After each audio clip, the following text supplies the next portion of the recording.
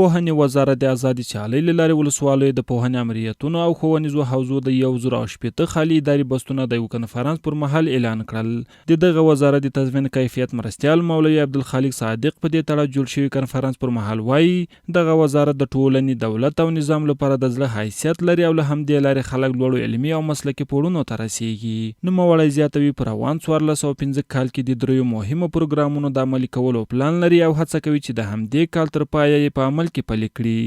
سږکال 1405 هجري شمسي د افغانستان اسلامي امارت د پوهنې وزارت رهبري درې لوی پروګرامونه په تدریسي چارو کې په نظر کې نیولي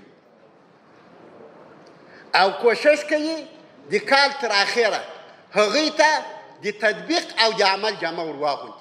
په ورته وخت کې د همدې وزارت د کارکونکو چارو لوی رئیس مفتي شفیع الله منصور وایي نوماندان کولی شي چې د روانې غویي میاشتې له 21 تر 19 خپل غوښتنلیکونه په اړوند ولایتونو کې د ولسوالیو له پوهنې امریتونو ترلاسه او د خپلو معلوماتو د ځای پر ځای کولو وروسته بیرته دغه امریت ته وسپاري. د اعلان موده 10 ورځې ده او د ثور په 19 تاریخ پای ته رسېږي. بناءً متقاضیان مکلف دي چې په دغه موده کې دننه غوښتنلیکونه ترلاسه کړي، خپل معلومات پکې درج کړي، د تذکیري او تحصیلي اسنادو له کاپي سره بیرته همغو مراکزو ته وسپاري.